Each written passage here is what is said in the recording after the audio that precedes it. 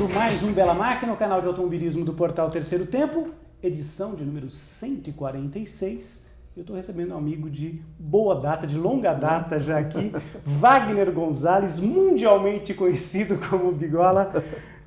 Bigola, primeiro, seja bem-vindo à redação do portal Terceiro Tempo, seja bem-vindo ao meu Bela Máquina.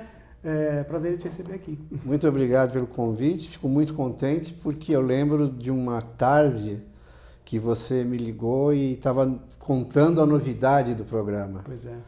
Isso acho que foi em 2012, 2010, acho. por aí. 2010, Bigola. Eu lembro. Eu estava escolhendo um restaurante para um evento lá na Vila Pompeia. Legal. Lembro disso até hoje. Que legal. Fico muito contente com o seu trabalho, com a continuidade, que é sinal que você está fazendo um trabalho certo e muito bem prestigiado. Obrigado, Bigola. Ouvindo isso de você, a responsabilidade só aumenta e eu costumo brincar, né? Cavar um espaço de automobilismo num site de futebol e agradecer muito, né, ao Milton que me permitiu esse espaço, né? Sem dúvida. Primeiro meu irmão que me trouxe para trabalhar aqui, que hoje está na Fox, o Rogério, e enfim, toda a estrutura que eu tenho hoje para fazer esse trabalho que eu amo tanto, que você sabe que eu gosto tanto, que é mexer com automobilismo. Aliás, o prestígio que o Milton te dá só reforça a grande qualidade de empresário bem-sucedido que ele é, né? Pois é. Que consegue ver que o automobilismo é um bom negócio. Pois é. A gente tem uma audiência legal e criou um espaço diferenciado, quer dizer, um público que não acessava o portal Terceiro Tempo para notícias de automobilismo, hoje acessa, e o canal Bela Máquina, que a gente tem trazido pilotos aqui, jornalistas, recentemente tivemos o Castilho, né, nosso amigo comum, o Lito Cavalcante, enfim, tentar trazer essas pessoas para resgatar um pouco do automobilismo, do prestígio, e outra pessoa que me encanta demais quando vem aqui, que é o Karsug, que a gente grava Notas do Karsug depois das corridas, de Fórmula 1. Bigola, eu quero, é claro, voltar um pouquinho no tempo, pegar um pouco da tua trajetória toda, que eu conheço bastante, mas eu sei que os nossos amigos vão ficar muito alegres, vão ficar muito felizes em saber de tudo aquilo que você já fez, mas você continua trabalhando, você está com duas frentes hoje, você está com a FASP, né? Você está prestando assessoria e também numa publicação. Fala um pouquinho do teu ano, o que você está fazendo hoje efetivamente, Bigola? Olha, o meu dia a dia é dividido entre a FASP, onde eu faço Federação um trabalho... de Automobilismo de São Paulo, exatamente, né? Que antigamente era FPA, Isso. Foi mudado, no tempo que era na Rua Cardeal Arco Verde, hoje é a sede própria na Rua Luiz Góes, 718. Eu faço trabalho de comunicação e tento entender um pouco mais do trabalho, da estrutura da FASP, para fazer um trabalho um pouco mais amplo e que envolva mais os vários clientes da FASP. Quem são esses clientes? São pilotos, preparadores, empresas que possam ter algum interesse em participar do automobilismo, organizadores. E pouco a pouco a coisa está caminhando. Certo. Não é um trabalho assim de impacto rápido, mas é um trabalho que vai se construindo, exatamente. Né? E quais são as categorias hoje que estão, assim, sob o guarda-chuva da FASP que hoje vocês abraçam? A FASP tem um calendário que é bastante extenso. Então você tem velocidade no asfalto. Isso. Na velocidade do asfalto você tem provas de monopostos de várias categorias, de turismo em várias categorias, de vários formatos. Você tem velocidade na terra, que é um mercado que está começando a crescer, a se desenvolver. Elas têm uma matéria até nessa semana do autocross lá, Isso, a etapa que vai ter que é o final da temporada. Lá em Cuiabá, né? Isso, Mato Grosso e Bahia são os grandes centros do autocross no Brasil, pela própria condição dos pilotos. Isso. São vários fazendeiros ou empresários ligados ao agronegócio que vêm na velocidade na terra, um hobby. Você tem o kart, que é uma parte muito importante. Obviamente. Você tem rally, você tem antigo mobilismo e você tem um ou outro evento que... O antigo mobilismo que eu digo esse ano tivemos alguns eventos que são realizados em cidades do interior de São Paulo, tem muita coisa assim, né? Isso, tem subida de montanha, que é é uma atividade relativamente Eu sei que nova. você é apaixonado por isso, por carro antigo também. Né? Também. Sou feliz proprietário de um Fiat 600. Né? E, enfim, a FASP é um trabalho legal e o que está animando bastante é que vários colegas de longa data se dispõem a me ajudar nessa cruzada. Desde fotógrafos antigos, como o Cláudio Laranjeira, que já se dispôs a dar uma orientação, dar uma palestra a fotógrafos que estão começando, porque é curioso. Se você gosta do automobilismo e quer se tornar um profissional no setor, você tem que começar por categorias de base. E esse desenvolvimento não é só o preparador, o piloto ou o mecânico. Um profissional de imagem, no caso do seu filho, por exemplo, um profissional de comunicação ou de eventos, ele pode iniciar a carreira dele no Campeonato Paulista. E está tudo entrelaçado.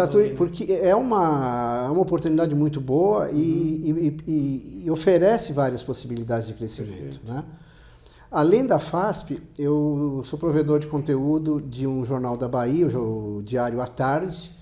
É um trabalho que eu faço junto com a Lúcia Camargo Nunes. A gente acompanha o automóvel produto, tanto na parte do produto em si, quanto na parte econômica. Então, isso inclui viagens para conhecer um carro novo, os lançamentos, avaliação de carro, que é uma coisa que eu fiz durante o tempo que que eu vivi na Europa. Também fazia um pouco disso.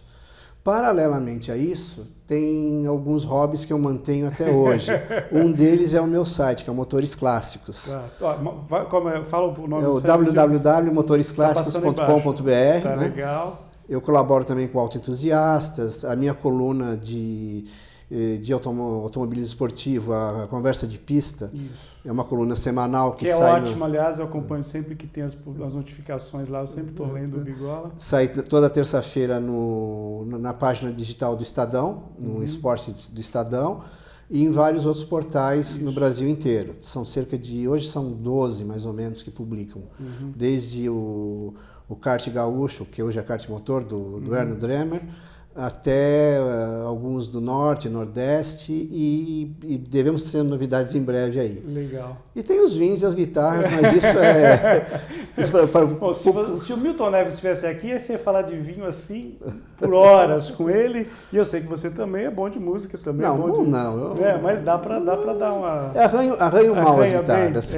Legal, Bigola. Mas eu queria aproveitar, já que você falou um pouco desse teu momento atual aí em relação à FASP, claro, não dá para a gente desassociar ao automobilismo de São Paulo ao Autódromo de Interlagos. Né? E nos últimos tempos a gente tem vivido aí algumas situações delicadas em relação ao autódromo. Eu sei que você participou inclusive de alguns eventos plenárias que aconteceram por conta da possível privatização, da venda do autódromo, etc. e tal. Como eu falei para você inicialmente, não dá para desassociar o automobilismo de São Paulo e, na verdade, do Brasil a Interlagos, porque nós estamos perdendo autódromos, né, Bigola? Como é que está a situação hoje? Que cenário você está vendo para o futuro em termos de Interlagos e automobilismo brasileiro? O futuro de Interlagos é uma coisa bastante incerta, ainda que haja um trabalho de fazer-se uma concessão do equipamento público à iniciativa privada. Ocorre que toda a gestão, ou toda atividade que envolve o poder público, ela sofre muitas interferências políticas, e essas interferências não necessariamente são para o bem da comunidade, para a preservação do local, ou para um trabalho efetivamente em prol daquele assunto. Entendi. Então, Interlagos tem um administrador, que é um gerente, que se esforça bastante e leva o trabalho dele a sério, mas há interferências externas. Uma interferência externa que é muito prejudicial é o próprio Grande Prêmio do Brasil, que por conta de tradições e decisões que já vêm de alguma data, ele interdita o autódromo durante um período muito grande do ano. Além disso, ele cobra um padrão de reformas e adequações que não necessariamente são essenciais. Tá. Isso sugere até alguns interesses escusos de manter essas reformas para gerar dinheiro, para movimentar dinheiro de uma forma disfarçada, em atender interesses de um e de outro. Em lugar nenhum do mundo, um autódromo que recebe a Fórmula 1 fica interditado por 3 meses durante o ano. Tá. Eu não sei por que aqui no Brasil existe essa necessidade. Um calendário um evento enorme.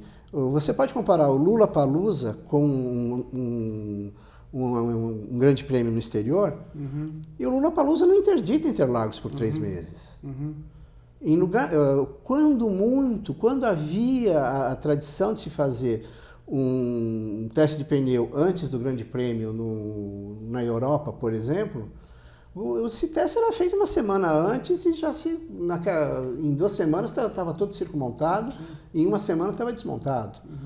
Jacarepaguá também foi palco de tantos testes de pneus, né? Eles falavam que era teste de pneu, era uma enganação, né? Na verdade, os caras iam testar tudo, né? Ia testar tudo. Não, é que a proposta era essa, né? Mas na verdade era aerodinâmica, era motor, era piloto. E novas amizades, novas namoradas e por aí afora. E belas noitadas nos hotéis cariocas, né? Sim.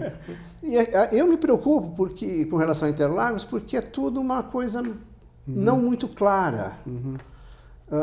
A própria estrutura da Fórmula 1 não é muito clara. Quem leu o livro do Bernie Ecclestone, que aliás é uma das piores traduções que eu já vi na vida, eu não recomendo para ninguém, mas entre o que se salva dali é a constatação da teia de aranha, que não é bem teia de aranha, é um ninho de cobras ali, que são as várias facções e empresas que movimentam a Fórmula 1. Tá. Que você vai no Grande Prêmio, você já sabe que quem manda é fulano, Beltrano e assim por diante. Agora, de repente, o cara responde por uma associação X, de repente é por uma fundação B, ou de repente é alguém que está chegando. Tá. Tudo bem, isso acontece, mas o evento acontece, todo mundo está contente. Agora, aqui no Brasil é complicado. Tá. Hoje a última informação que eu tenho é que uma licitação ou um processo de cessão do autódromo acontecerá no primeiro semestre do ano que vem. Essa é uma informação de uma fonte relativamente segura, e eu acho que é o que vai acontecer. E que deve cair na mão de alguma empresa já ligada a eventos de esportivos. Um detalhe que pouca gente deu atenção até agora: o próprio organizador das 6 horas de Interlagos, a etapa do WEC, que vai acontecer no final de janeiro, ele é um provedor de serviços de cenografia, de produção de locais e tal, do grupo LID, que é um grupo onde o atual governador de São Paulo, João Dória, é o líder. De uma maneira ou de outra, esse grupo foi fundado por ele, e segue as diretrizes que ele coloca. Entendi. Eu não me surpreenderia se a empresa que está fazendo o EC seja a empresa que vai assumir o gerenciamento do autódromo no ano que vem. Essa fatia aí, né? Vamos dizer assim. As outras empresas seriam a W Torre, a própria Time for Fun. Existe um grupo ligado a algumas pessoas do automobilismo, mas que eu não creio que vá para frente por causa de algumas pessoas que estão ali. Mas de qualquer maneira, Interlagos está preservado do ponto de vista esportivo para automobilismo. Eu creio que sim, porque o autódromo, o terreno do autódromo não é um local de fácil edificação. Perfeito. Por questões ambientais, legais, e a própria propriedade do autódromo não permitiria isso. Perfeito. Migola, vamos voltar um pouquinho no tempo, então? Porque eu sei que o bichinho do automobilismo te picou faz tempo, né? Faz muito tempo. Como é que foi? Como é que a tua história começa? É antes do jornalismo, efetivamente. A tua paixão por carro, por desenhar, porque eu sei que você desenha muito bem, que você mexe com decalque, você fazia coisa para carro. Fala, dá um pitacozinho pra gente aí. Bom, eu tô com 65 anos. Tá. E eu tinha um irmão que era 15 anos mais velho que eu, que já não está mais conosco, que gostava muito de carro. E ele comprava revistas de carro para ele, na época eram revistas importadas, antes de 4 rodas, Autosport. Inglesas, italianas? Geralmente americanas, que as que vinham mais para o Brasil. Tá. Road and Track, Mecânica Popular. Eu pensei em automobilismo Fórmula 1 ou coisa, mas não. Essas revistas vieram mais dos anos, metade dos anos 60, final dos anos 60 para o Brasil. Entendi. E ele comprava as revistas de carro e me comprava Pato Donald, Mickey, essas coisas todas. Eu via a revistinha em quadrinho e depois ficava vendo as revistas de carro. Que era o que era mais legal. E ele gostava muito de automóvel, era um fã de Jaguar, teve vários modelos de Jaguar e tal. E chegou a correr em algumas provas, desde estreante, chegou a correr de Fórmula V na época, até descobri que o Fórmula V que ele fez as últimas corridas era o carro feito pelo Valdomiro Pieschi, que era um piloto de DKV, que fez um carro só da categoria. E eu acompanhava o meu irmão. Indo para Interlagos. Indo para Interlagos, indo em oficina, etc. e tal. Fui com ele correr em Piracicaba uma vez, na última corrida que teve lá, em 67. Corrida de rua, nós Corrida de rua, exatamente. Não estamos falando de autódromo, que hoje nós temos lá uma pista, não, estamos falando de corrida de rua, que é aquela tradicional, que Pio de Clemente. Exato. Na época você tinha Piracicaba, tinha Araraquara. Isso. Aqui em São Paulo. Né? Luizinho Pereira Bueno, né? Aí, nessa balada toda, eu fui me ligando com corrida, sempre gostava e tal. Aí, quando eu fui fazer o colegial, eu morava no Paris e alguns primos eram clientes do Camilo Cristóforo. Que o Camilo, além de preparar carro, ele vendia alguns carros JK. Lobo do Canindé. Exatamente. E me aproximei deles. E quando eu fui fazer o colegial, eu conheci três pessoas que até hoje são grandes amigos, que é o Norberto Dovic, o Carlos Galli, o Gaspar Beberian e o Joel Garbi, são 4. E a ponto de a gente cabular aula em Interlagos, achar gasolina no Fusca do Bartô, que é o Norberto, para Interlagos ver treino durante a semana. Nossa. Era uma loucura. E nessa balada toda, o pessoal gostava de corrida e tal, a gente falava muito sobre o assunto. E num determinado meio da semana, eu estou na oficina do Camilinho e o Zinho, que era um piloto o Camilinho que estava começando a preparar carros naquela época, ia correr e não tinha quem fizesse os números para ele. Era uma época, era 72 mais ou menos, e o sucesso do Emerson na Fórmula 1, e do Moco, o primeiro título dele, né? Gerou um fenômeno que era o Festival do Ronco. Então você tinha 2 corridas por mês, geralmente, às vezes tinha um mês só, uma corrida só por mês e tal, e você corria com o teu carro de rua. Botava um Santo Antônio lá, bem mequetrefe, feito com um cano de plástico. O Ingo Hoffman, quando veio aqui, contou essa história. Era bem assim. Que ele botou o primeiro Santo Antônio dele, depois o pai dele viu que a coisa ficou séria e mandou fazer um de verdade. Mas só o primeiro era de PVC da vida, né? Os Malzones, que eram os carros de corrida com motor DKV, eles tinham um Santo Antônio que você preso em cima de fibra de vidro. Graças a Deus que nunca aconteceu nada grave com nenhum deles. Né? Mas aí o Zinho precisava quem fizesse o número e tal. Eu falei, olha, me arruma o contact que eu te faço. Ele tinha um Fusca, aquele verde clarinho. Eu falei, arruma um branco e azul. Pô, branco e azul? Faz. Aí eu fiz um número diferente, deitado, com sombra, inspirado nos carros da NASCAR e tal. Era o número 160 que ele usava, eu lembro até hoje. E foi um negócio diferente, aí chamou a atenção e todo mundo... Quem fez isso aí? Faz pra mim. Aí eu comecei a fazer isso daí, e fazia e ganhei bastante dinheiro com isso. Legal. Foi um negócio bem legal. Foi uma atividade para você profissional mesmo. Foi, né? Conheci, a partir daí fui desenvolvendo, e no final de 73, quando eu me formei, eu fui fazer engenharia em Taubaté. Aí eu morava em Taubaté, na sexta-feira eu vinha para São Paulo, vinha de ônibus às vezes, parava na antiga rodoviária, que tinha ali na Barão de Limeira, perto onde hoje é a Sala São Paulo, e ali tinha uma loja que vendia contact, eu comprava contact de rolo fechado, e eu andava com uma sacola de couro desse tamanho, tinha todas as cores que você precisava. Nossa Senhora. Aí foi evoluindo, já tinha alguns moldes prontos e tal, e passava sexta e sábado para domingo praticamente sem dormir. Aí comecei a trabalhar na oficina do Fukuda, do Yutaka Fukuda, que era na rua Butantã. Nessa balada toda, fui fazendo amizade com muita gente e comecei a participar mais da preparação da equipe, no boxe e tal. Aí o Xande Negrão e o Otto Carvalhais corriam de divisão 1 e foram correr em Brasília. Isso foi em 75, se eu não me engano. Foi 75. Aí tá, não sei o que lá, eu fiz até uns... Aí já o Brasil era bicampeão mundial de Fórmula 1, né? Emerson, 2 títulos, já 7-2, 7-4. E 2 vices, né? E 2 vices com o próprio Emerson, né? Perdendo pro Stewart. Aí nessas, eles foram correr em Brasília, eu queria ir... Não vai dar, tá sem dinheiro, né? Tudo bem. Aí fiquei chateado, mas até aí passei. Quando deu quarta noite, me ligaram em casa... O Otto me liga, Bigola, quanto você tem no bolso? Eu falei, não sei. Então vê que aí, você pega um avião, pega um trem, pega um ônibus e vem aqui que estão precisando de você. Eu falei, legal, né? Tranquilo, né? Isso era quarta noite, na quinta já arrumei umas coisinhas e tal, e pumba, vou para a rodoviária, pego um ônibus e vou para Brasília.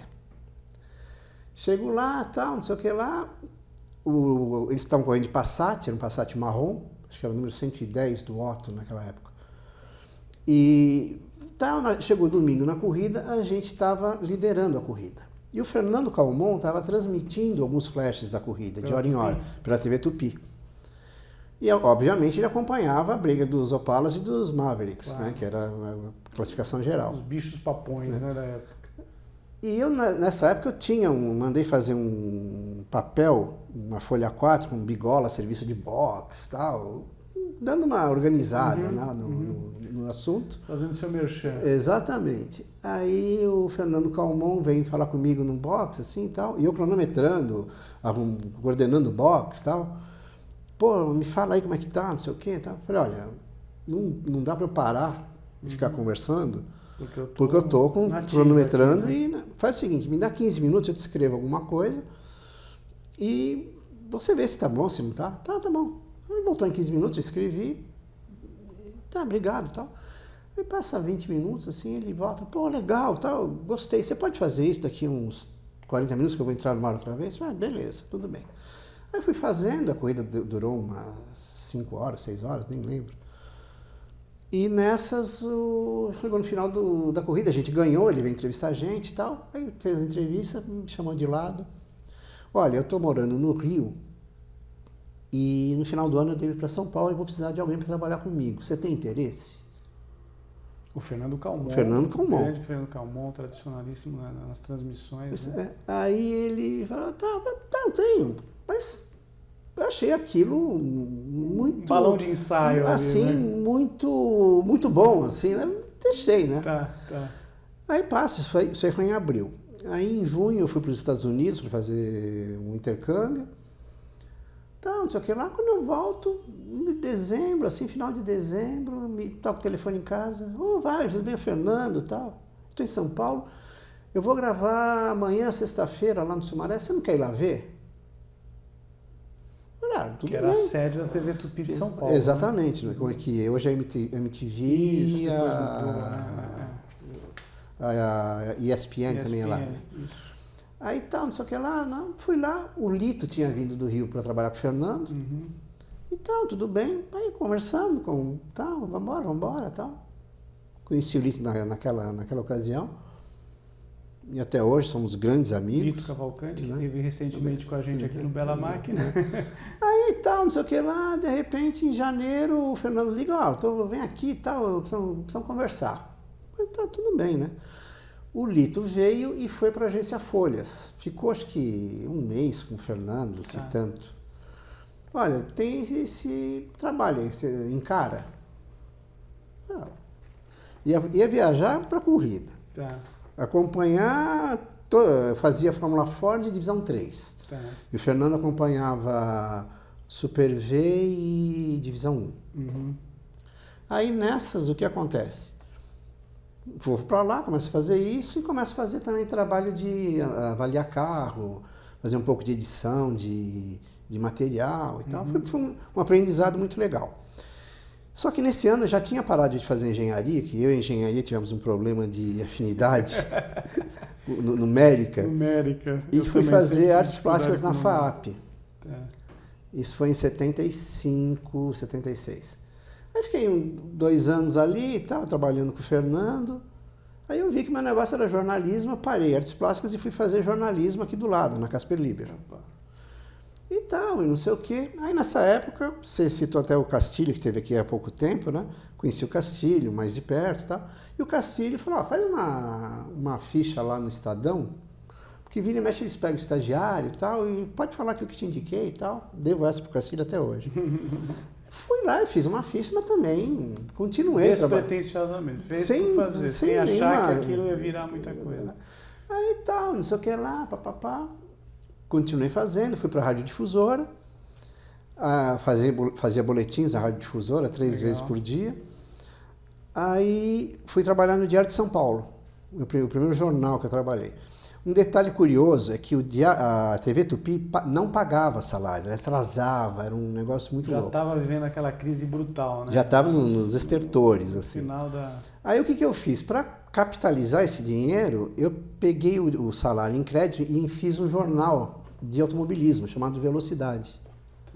E eu fiz 4 edições desse jornal. Era um tabloide de 4 páginas. Por tua conta e risco. Por minha conta e risco. Mas era um jeito de tentar... Claro, aparecer um pouco aí, mercado, né? E saiu tal. Aí eu fui para o Diário de São Paulo, aí o Diário já era um pouquinho melhor que a televisão. Mais estruturado, né?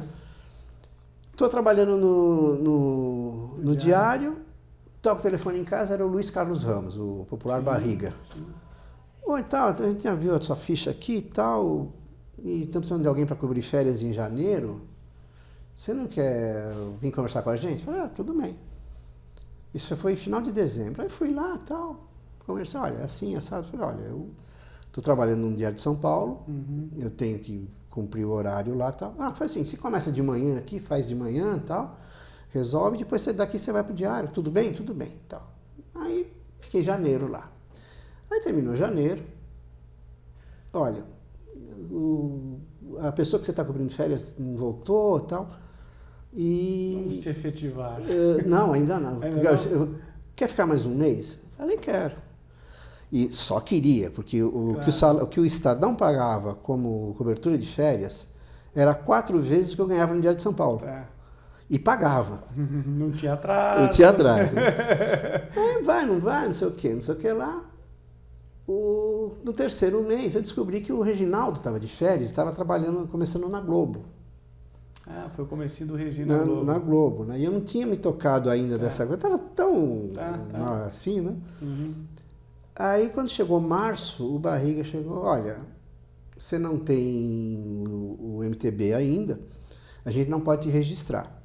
Só que a gente gostou tal, e se quiser ficar e quiser abandonar ou sair do Diário, a gente garante você aqui, tranquilo. Terminando a faculdade, a gente registra e tudo bem. Tudo isso foi em 79. Aí em 79 e tal, fiquei lá. Beleza, tirei o diploma, registraram e tal. E o sonho era ir para a Fórmula 1. Eu queria fazer Fórmula 1. Tal, não sei o que lá. Aí fui investindo e tal. 80 eu fui fazer alguns grandes prêmios. 79 eu já fiz alguns pelo Estadão também. Mesmo como estagiário, eu fui para a Argentina pelo Estadão. Então você assistiu ao começo da temporada de 79 com as Ligier dominando a temporada, com o Lafitte fazendo ganhando na Argentina e depois fazendo a dobradinha com o Depailler aqui em Interlagos. Isso. E a vitória do Lafitte, eu tive que fazer uma entrevista com a loira que subiu no palco com ele. Na segunda-feira eu tive que correr São Paulo inteiro para achar aquela mulher e entrevistar a mulher. Aí tá, não sei o que lá, fiquei lá e tentando. E aí comecei a fazer muito freela para 4 rodas também. Eu tinha essa liberdade de fazer automobilismo para o Estadão e freelas para 4 rodas. E para Autosport também. Era um meio assim bem unido. Entendi. Era uma característica assim daquela época. As pessoas os colegas eram mais amistosos e próximos, né? Aí tal, vai indo, tal, não sei o que lá, e nada de Fórmula 1. Não virar, né? O prédio de Estadão era financiado em dólar, e não podia, e vai, não vai, não sei o que lá. Eu falei, bom, 81 o Nelson ganhou, 82 eu vou. 82 eu não fui. 83 ele ganha. Bicampeonato. 84 eu vou. Não vai dar. Aí eu tinha 2 planos na época. Um era ir para a Fórmula 1, fazer a Fórmula 1, e o outro era abrir um bar de vinhos em São Paulo. Eu tinha um estoque de 1.200 garrafas em casa. Umas 200 importadas e 1.000 que eu fui pesquisando no Rio Grande do Sul, fui visitar algumas vinícolas e tal. Aí o Estadão falou, não vai dar, não tem. Já era o Flávio Augusto que estava editando esporte nessa época. Aí eu não tive dúvida, era recém-casado, tinha 2 anos de casado, minha esposa na época queria ir também. A gente vendeu absolutamente tudo, tipo família de mudança. Porta fechada. E juntamos tudo que tinha dinheiro e fomos morar em Paris. Aí eu fui morar lá e não tinha, nessa época, em 84, a situação realmente estava ruim no Brasil e não tinha nenhum correspondente de jornal acompanhando a Fórmula 1. Aí o Nelson Piquet me apresentou para o Bernie de uma maneira mais formal, eu já conhecia o Bernie, de entrevistá-lo aqui em São Paulo e tal. E eu comecei a mandar material para o Estadão e para o Tamas. Tamas Raoni. Né? O Bernie me contratou, a gente conversou direitinho e tal. E é um cara assim que não teve contrato, não teve nenhuma assinatura. Fio do bigode. Fio do bigode. Sabe, nunca teve um problema. E eu apavorado, de certa maneira, tentando saber se meu trabalho estava bom, né? Tá. Aí eu, na segunda corrida, terceira, ele não falava nada. Na quarta corrida, eu falei, olha, Bernie, queria saber se está tudo bem, se tem alguma coisa para melhorar, mudar. Está correspondendo às tuas expectativas e tal. Faz o teu trabalho, se tiver algum problema, eu falo com você. Deu carta branca. Curto e grosso, assim, mas de boa, né? Boa. E realmente funcionou. E deu certo e tal, não sei, tudo bem. E naquela época eu já tinha uma amizade, assim, digamos, um pouco mais antiga com o Ayrton que com o Nelson. Porque o Ayrton, quando estava no kart, eu até ajudei ele a tentar algum patrocínio para correr de kart na Europa e tal. Quando eu fui a primeira vez para a Europa, eu fui visitá-lo, eu fui jantar na casa dele, aquela coisa toda. Enfim. Aí o Ayrton me convidou para trabalhar com ele, mandar material dele para o escritório dele aqui no Brasil. Aqui na Vila Maria.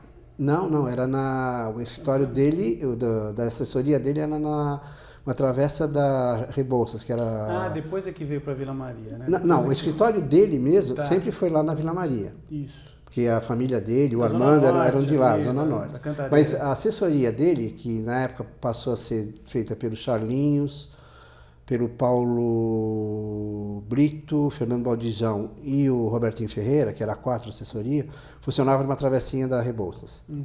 Aí comecei a trabalhar com ele e tal, em 85, foi muito legal.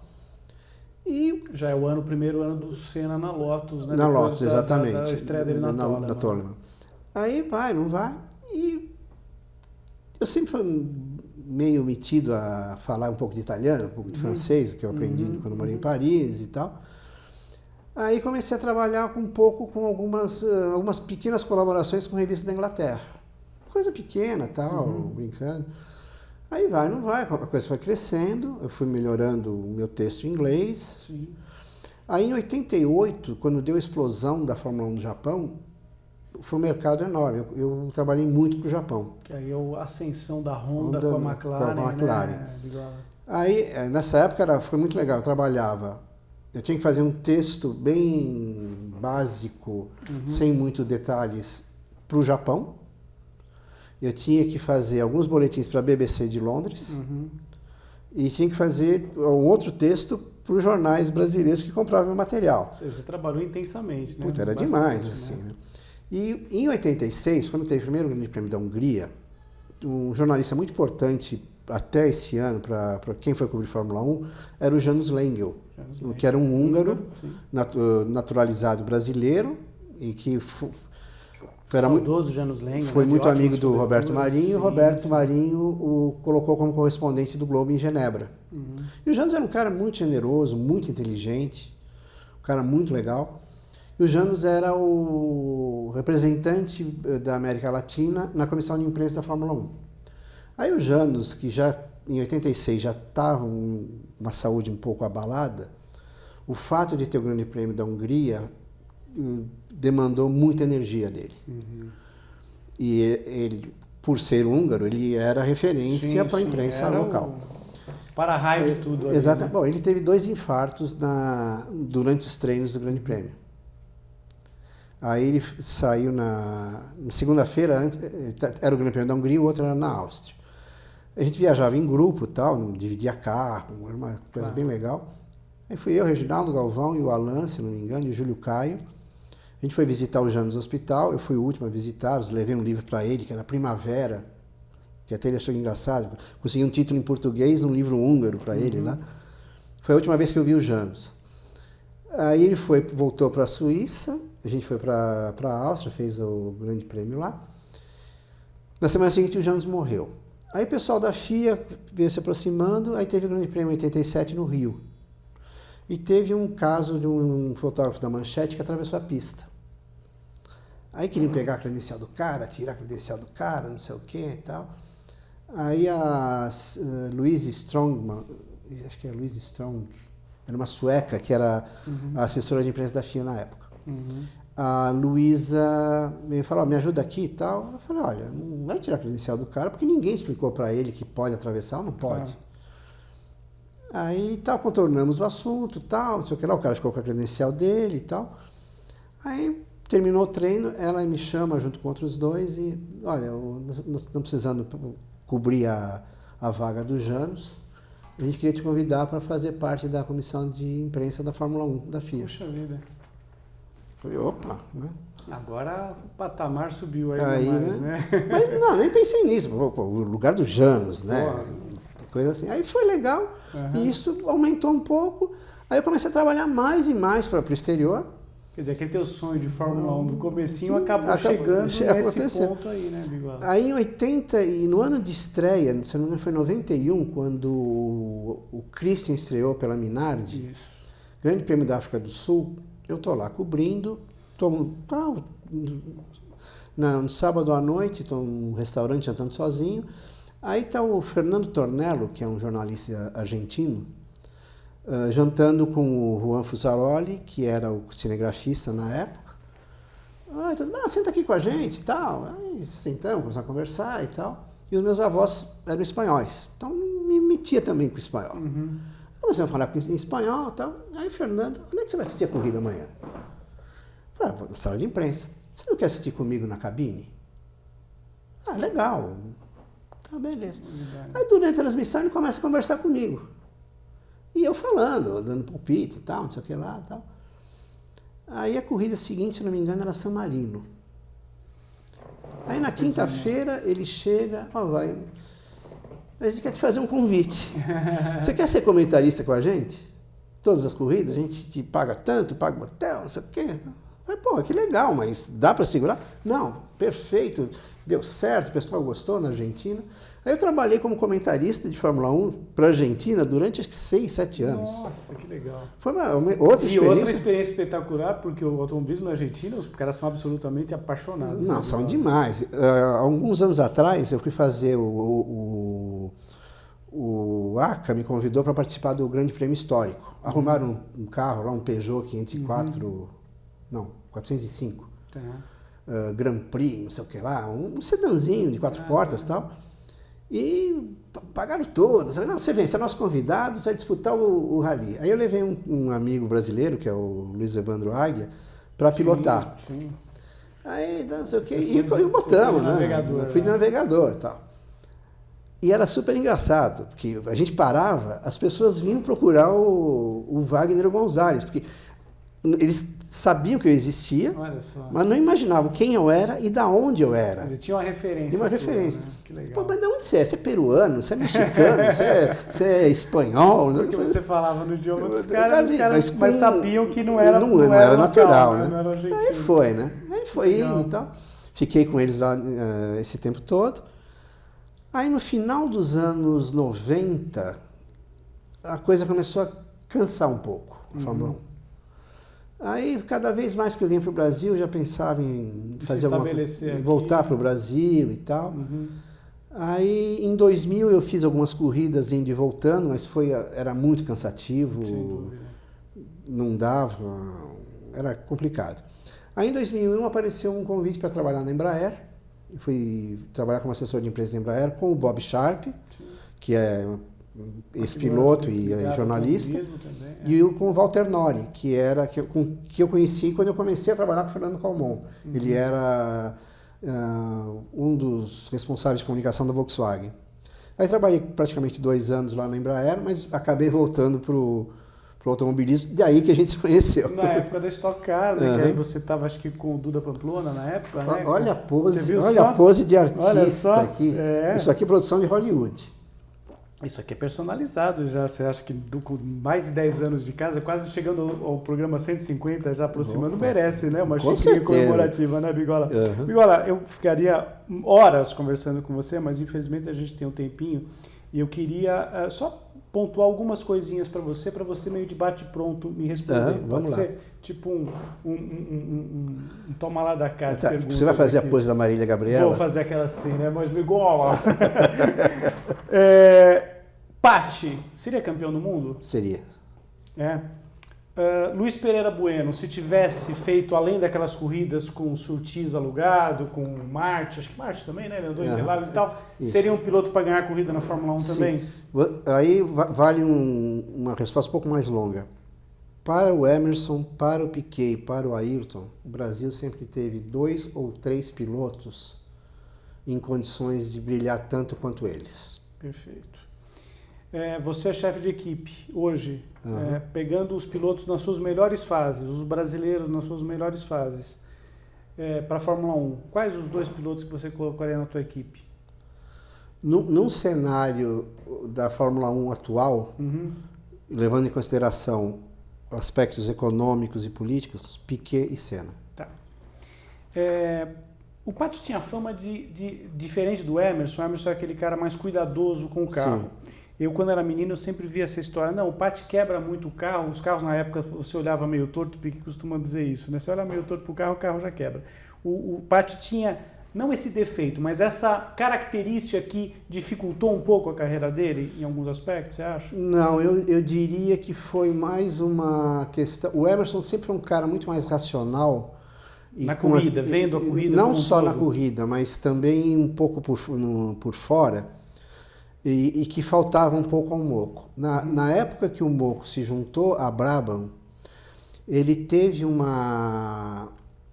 O Bernie gostava muito dele, e isso já resolvia uma boa parte do problema. E ele se identificava muito com o Gordon Murray. Que é um mago das pranchetas, na minha opinião, meu favorito projetista de todos. Um cara super legal, super de boa. Super, a página dele que fim levou, aliás. E o Moco estava num momento bom. Perfeito.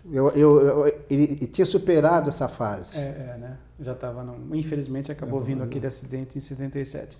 Mais uma última pergunta, ainda pensando em pilotos brasileiros. É uma pergunta difícil, eu sei, mas entre Barrichello e Massa, qual dos 2 você colocaria um degrau acima do outro, em termos de Fórmula 1? Eu convivi mais com o Rubinho e menos com o Felipe. Tá.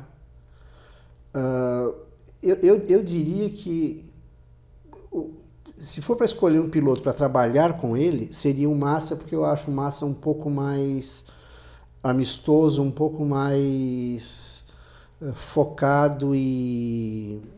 Enfim, seria mais fácil trabalhar com o Massa. E tecnicamente falando, como pensando num time, num piloto para fazer treino e corrida, também o Massa ou você mudaria para o Barrichello? Também ficaria com o Massa. Ficaria com o Massa. Nós temos na sessão que fim levou a sessão que fim levou é o xodó do Milton Neves, a página que ele mais gosta, que nós temos todos os pilotos campeões mundiais de Fórmula 1. Normalmente eu dou uma dica, olha, vejam a página, sei lá, do Jack Stewart, do Emerson, do Fangio, do Damon Hill, sei lá, do Nico Rosberg, do Keck. Ou, como você é o convidado hoje aqui, escolhe um piloto campeão mundial para a gente dar uma dica final para o pessoal ver a página dele no que fim levou aqui no Bela Máquina de hoje. Bigola. Olha, tem tem muita... É engraçado que essa convivência, nem todos os pilotos assim mais interessantes foram campeões mundiais. Isso. Se você está se referindo só a campeões mundiais, eu acho que o Hamilton acho que nem tem página. Tem. Já tem página. Todos os campeões o Hamilton é um personagem. É um personagem. Ele é... Desculpa, eu não entendi se você se referiu à página no que fim levou. No que fim levou. Nós temos a página do tá pensando que era, pilotos. Não, pensei que era a página do cara. O Hamilton é personagem. Então a dica final é para você dar uma olhada na página. Tem tudo lá, até caminho do 6º título mundial da Fórmula 1, né, Bigode? Não, e o Neguinho é um personagem, né? Ele quebra aquela coisa assim dos paradigmas, de todos os padrões que você imagina na Fórmula 1. Legal. Bigola, quer deixar algum site para o pessoal te acompanhar? O teu site onde você escreve, o jornal, enfim, quem quiser te acompanhar, a FASP também tem um site. O meu site é motoresclassicos.com.br. Já falamos, mas está passando novamente aí para vocês. Que além de automóvel também tem dicas de restaurante e de vinho. Opa, olha só. O site da FASP é o FASPnet, FASPnet.com.br, aonde a gente tem informações de provas que vêm, agenda, adendo de corrida e várias outras coisas do automobilismo paulista, né? O Autoentusiastas também é um site que eu colaboro, que é para graxeiro, aquele cara que vai medir o passo da rosca do triângulo inferior da porta da roda traseira direita. A famosa rebimboca da parafuseta, né, Bigode? Não, isso não entra lá. Não. Tem muito engenheiro nesse site. Até popular a rebimboca da parafuseta, mas que os caras, no termo técnico, é outra parada, né? O Bob Sharp usa câmbio epicíclico. Olha só, né? Mas tudo bem, né? Os demais são o site do Estadão, que tem o meu blog lá, estadão.com.br, que sai toda terça-feira. A coluna Conversa de Pista sai toda terça-feira. Perfeito. E há edições especiais, extraordinárias, né?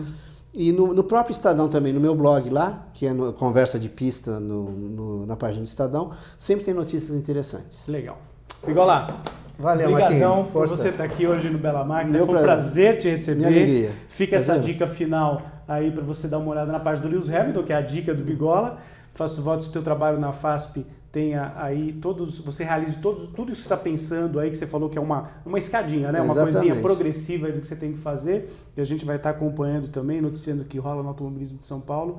A gente tem um canal de automobilismo dentro de um site de futebol, mas estamos atentos a tudo que está acontecendo.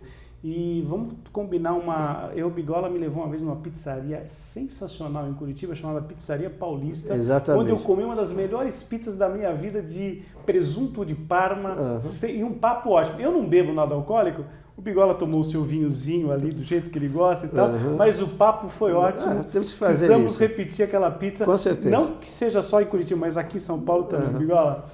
Um grande abraço, pessoal. Foi um prazer receber o Wagner Gonzalez, esse grande jornalista, figura importantíssima do jornalismo brasileiro. Semana que vem a gente está de volta com mais um Bela Máquina, pessoal. Tchau, tchau. Tchau e até lá.